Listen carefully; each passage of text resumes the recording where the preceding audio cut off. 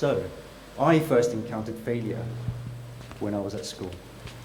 And at school, my favorite subject in the world was maths.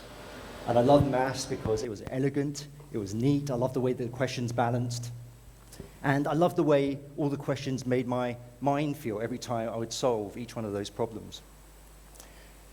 And because of this, I managed to do many, many different maths problems, and I managed to complete many, many different textbooks.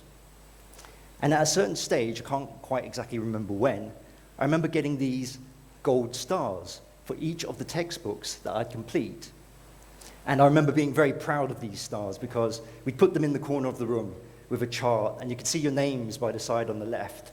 And for each textbook that you would complete, you would get a new golden star. And so I could see how many stars that George, Angela, and Nicola had, and I could see how many stars I had, and I felt very proud that I was just slightly ahead of them. And because of this, two things began to happen.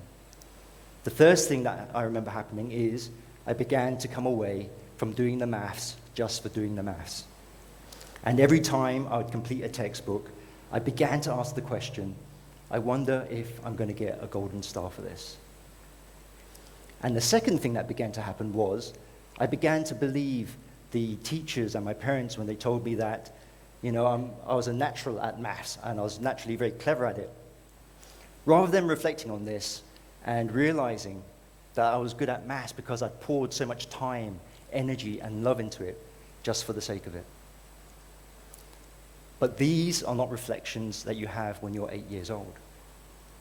And so unfortunately, I brought this mindset into my middle school life, my university life, and also my early career as well.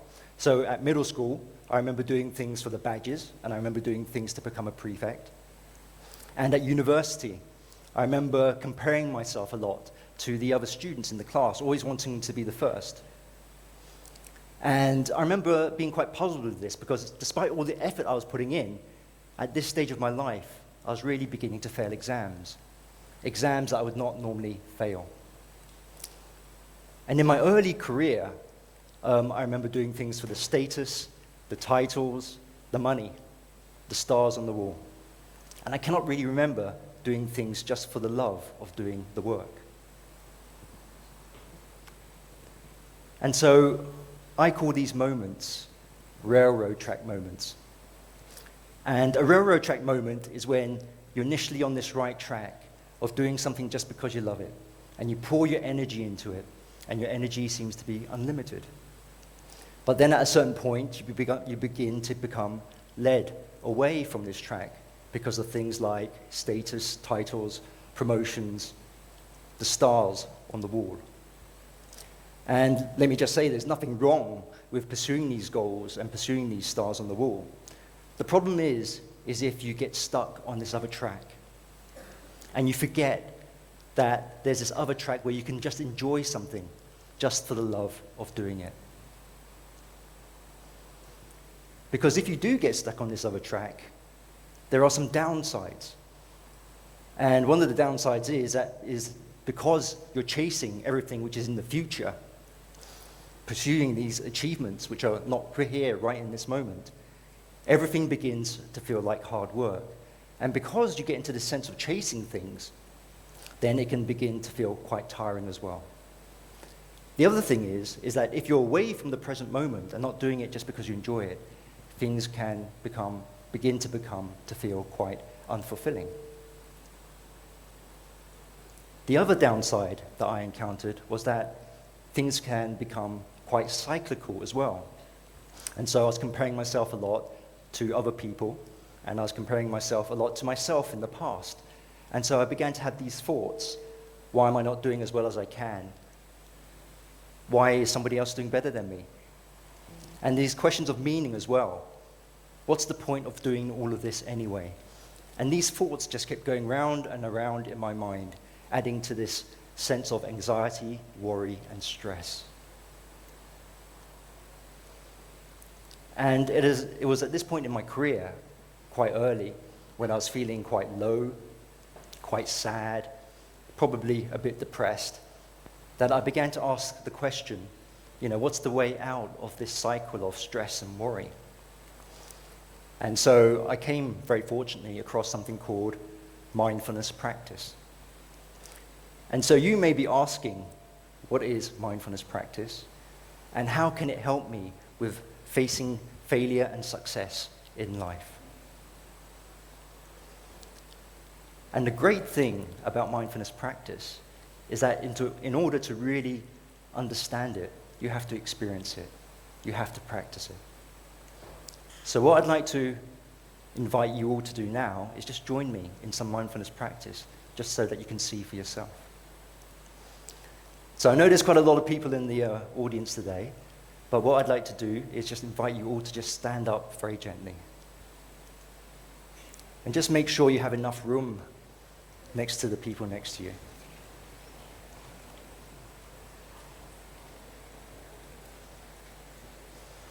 And in a moment, I'm going to ask you to raise your arms in front of you, okay? So just make sure you can do that without bumping into each other too much. Yeah, exactly. And with your arms just by your side, just relaxed. I'd just like to invite you to begin to feel the floor beneath your feet. And as I invite you to go through these different movements that we're going to do in a second, I just want to invite you to let go of the goals of doing these movements right. And just coming back into the body, just to feel the body. Just doing the movements for the movements themselves.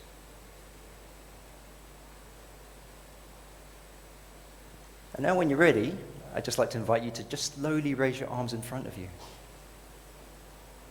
Just feeling the movement of your arms and your body. Getting a sense of how this stretch feels. And perhaps after so many great speeches, it's nice just to feel your bodies right now in this moment. And if you like, you can just stretch a little bit further with your arms, just to feel the muscles in your back and your shoulders. And then relax. Allow the arms to gently come down. And notice if there's any impatience in doing this as well, wanting to lower the arms really quickly. And now just inviting you to raise the right arm. Very slowly, just so you can feel the movement. And just sensing the right arm above your head. Perhaps feeling the armpit, muscles and skin that you maybe don't feel that often. And stretching a bit more if you want to again. Just to enjoy that sense of sensation in your body, just for the sake of it. And then relaxing and allowing that arm to come down.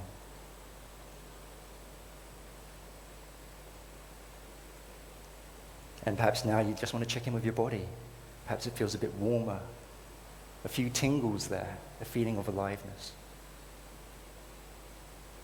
And now the left arm, just gently in front of you. Perhaps it's slowing down a bit now. Just enjoying the movement of the arm until your left arm is above your head. Feeling that stretch in your left armpit. And just allowing your arm to stretch a little bit longer if you want to. Sensing if that feels good. And then just relaxing. Allowing that arm to gently come down.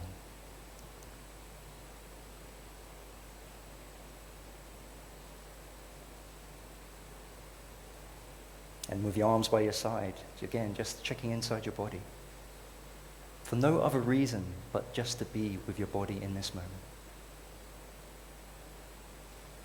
And now just doing some shoulder rolls, so shoulders to your ears.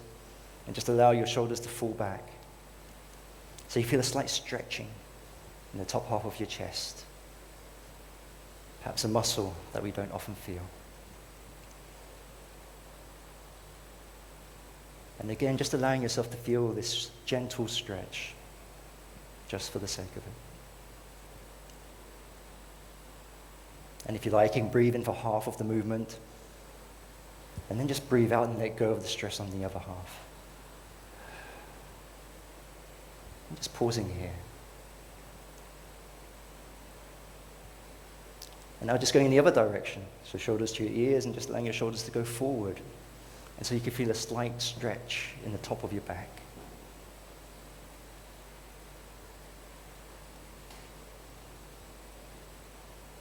just being with your body, feeling these movements right here, right now. And then just pausing. Just seeing inside your body now to see how it feels. And just breathing with whatever is there.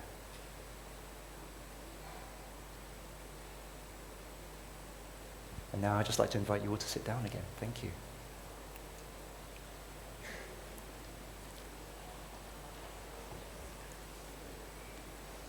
And so you might feel a bit different after you've done those practices. I certainly feel a bit different, a bit calmer. And so mindfulness practice helped me to get back on track into the present moment, and perhaps you just experienced that too. And it helped me to, when I came back on track, to come away from that cyclical thinking of worry, anxiety, and stress, really back to just enjoying the present moment, just for enjoying the present moment. A mentality and mindset that I very naturally had when I was 8 years old. And so mindfulness practice taught me 3 things about failure. The first thing is that the present moment and these notions of success and failure are on 2 different tracks completely. One, when you're absorbed in what you're doing just for the sake of it. The other, where you're pursuing things in the future. And again, there's nothing wrong with this other track. The problem is if you think that's the only way that you can live your life, and you forget that you can enjoy the present moment just for enjoying the present moment.